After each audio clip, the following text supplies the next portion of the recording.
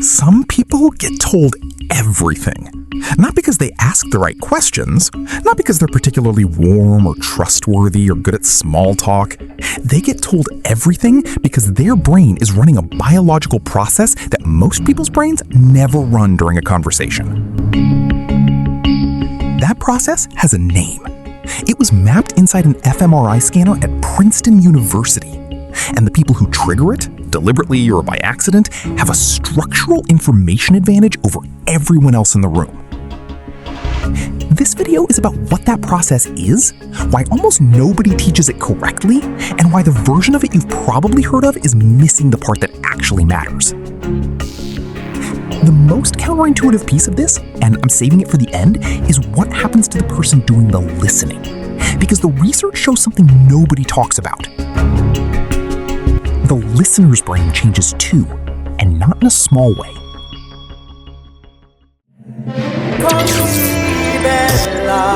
That's how beautiful you are.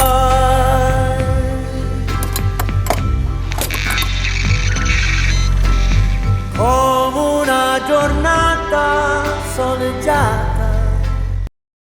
Here is what most people think active listening is. You stop talking. You make eye contact. You nod. Maybe you say at the right moments. And when the other person finishes, you say something like, "That sounds really hard." And you feel like you did the thing. We've all done this. We learned it from a manager who read a book about it, or a therapist who was legally required to do it, or a LinkedIn post that called it the most underrated leadership skill. And the advice is not wrong exactly. It's just missing the mechanism, which means the behavior looks right, but does nothing. Here's the frame that's actually operating underneath the surface. Active listening is not an empathy exercise. It is an information extraction process. The people who are consistently told things, real things, private things, things most people would never say out loud, are not doing it because they care more. They are doing it because they have learned, consciously or not, how to trigger a specific neurological state in the person they are talking to. Call her Sarah. She's in a conversation with a colleague after a difficult meeting. She came in planning to say very little. She doesn't fully trust this person yet. She's guarded, and she knows she has a tendency to overshare when she's stressed. 20 minutes later, she has told him things she didn't plan to, about the politics in her team, about what she actually thinks of her manager, about a mistake she made 6 months ago that she's never told anyone. She doesn't know why she did it. She just felt understood somehow, like he was tracking everything. In 2010, Uri Hasson at Princeton ran a series of fMRI studies that changed how neuroscientists think about communication. His team recorded the brain activity of a speaker telling a real story, then played that recording to listeners inside a scanner. What they found? A listener who is genuinely engaged does not just hear the story. Their brain begins to mirror the speaker's brain, region by region, with a slight delay. The inferior frontal gyrus, the temporoparietal junction, the medial prefrontal cortex, structures associated with language, social cognition, and narrative processing begin to fire in the same patterns at the same moments. Hasson called it neural coupling, and the strength of that coupling directly predicted how much the listener understood and retained. Here is the part that matters for this conversation. The coupling is not passive. It is not something that happens automatically just because two people are in the same room. It is modulated, turned up or down, by the quality of the listener's engagement. A distracted listener breaks coupling. A listener whose mind is elsewhere, planning their next sentence, scanning the room, their brain desynchronizes from the speakers. The signal drops. And the speaker, without knowing why, feels it. They pull back. They stay at the surface. Think about the last time someone pulled out their phone while you were talking. Not to be rude, just to check something quickly. You didn't need to see them do it. You felt the conversation change. That's not social sensitivity. That's your brain detecting that the coupling broke. Now flip it. Think about the last time you were in a conversation and you felt genuinely tracked. Like the other person was slightly ahead of you, anticipating where your sentence was going. That feeling is not a social construct. Hasson's data shows that in high coupling conversations, the listener's prefrontal cortex begins to generate anticipatory predictions. The listener's brain is modeling the speaker's next move before it happens. When Sarah felt understood, she wasn't imagining it. Something real was occurring between two nervous systems. But neural coupling is only the first mechanism. There's a second one operating underneath it, and this one most people have never heard of. Hold me tightly like I was there. Face the things that you don't. In 1955, a psychologist named Joel Greenspoon ran an experiment that should have changed how we think about conversation. He had participants say random words out loud for 50 minutes. Every time someone said a plural noun, Greenspoon responded with a quiet, flat, mm-hmm. No smile, no evaluation, just the sound. The participants had no idea what was happening, but by the end of the session, the rate of plural nouns they produced had increased significantly, shaped by a reinforcement they never consciously registered. This became known as the Greenspoon Effect, and it established something uncomfortable. Verbal behavior, what people choose to say, how deep they go, what they reveal is conditionable, not through persuasion, through timing. The mm-hmm, the nod, the brief moment of eye contact held just slightly longer than neutral. These are not social niceties. They are reinforcers. They operate on a variable ratio schedule, delivered unpredictably, which behavioral research shows creates behavior that is highly resistant to stopping. The same mechanism that makes slot machines hard to walk away from is what makes people keep talking to a good listener. The person in your life who always seems to get people talking, who people open up to after knowing them for 20 minutes, is running this process. They may not know they're doing it, but they are doing it. One velvet submarine shoots across the sea. The third mechanism is where it gets surgical. Matthew Lieberman at UCLA ran a series of fMRI studies on what happens when you put a name to someone's emotional state. When subjects were shown emotionally aversive images and then asked to label the emotion, not just feel it, but name it precisely, amygdala activation dropped by 30 to 50%. The brain's threat detection system quieted immediately. The pathway looks like this. Naming the emotion activates the right ventrolateral prefrontal cortex, which signals through the medial prefrontal cortex, which sends inhibitory signals, using GABA, into the amygdala's central nucleus. The emotional alarm turns down.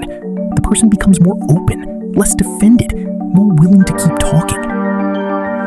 But precision matters. Lieberman's data shows that low granularity labels, "You seem upset. That sounds hard," barely move the needle. The prefrontal activation is weak. The limbic dampening is minimal. It's when the label is specific, "You sound exhausted, not just frustrated," that the pathway fully activates. And there is a failure mode in here that most people teaching this skill never mention. I'll get to it. But first, what this combination of mechanisms actually means.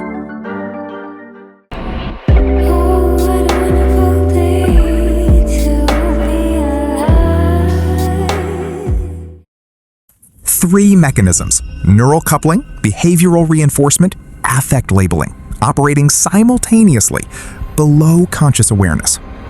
When all three are active, something specific happens to the speaker.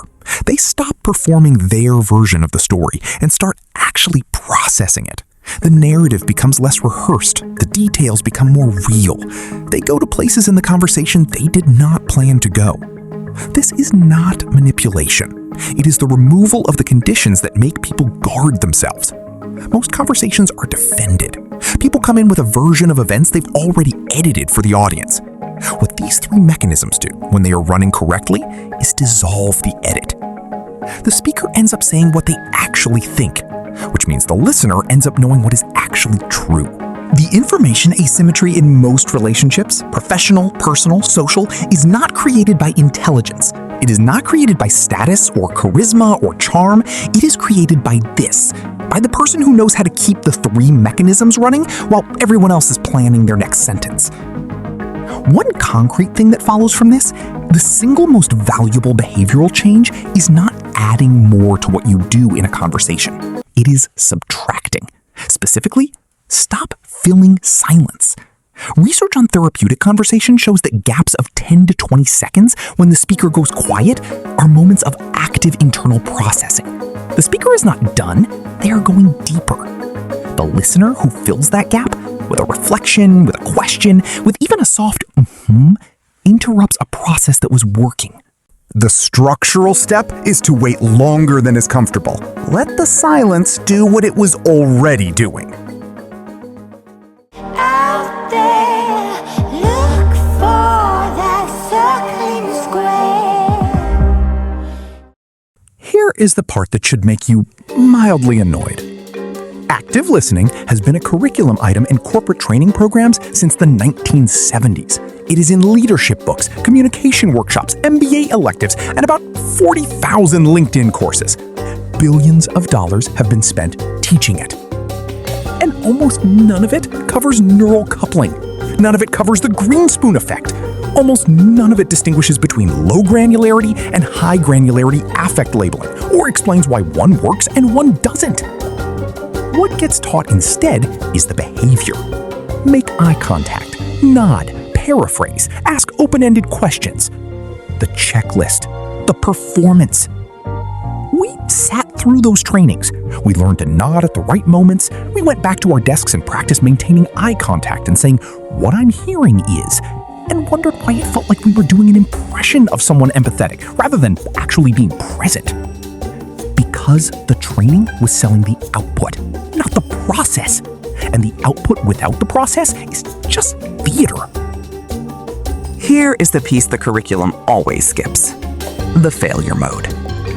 Lieberman's own research identifies what he called the crystallization backfire.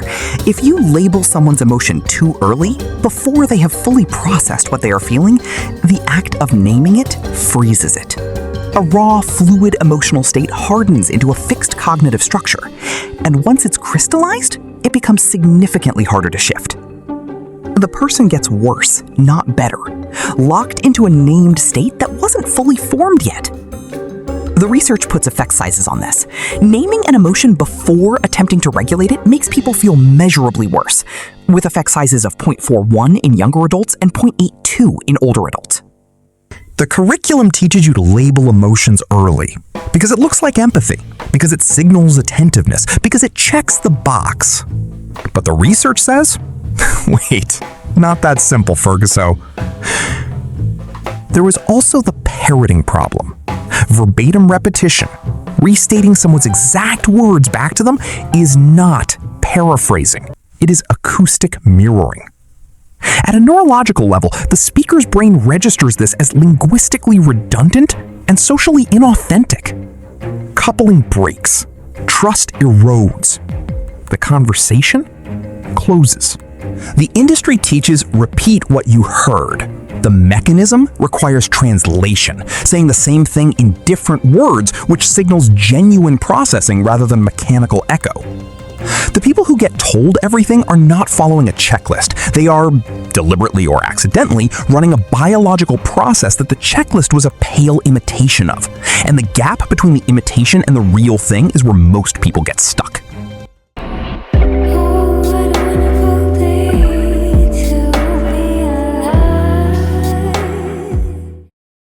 Most people will never know what is actually happening when a conversation goes somewhere real.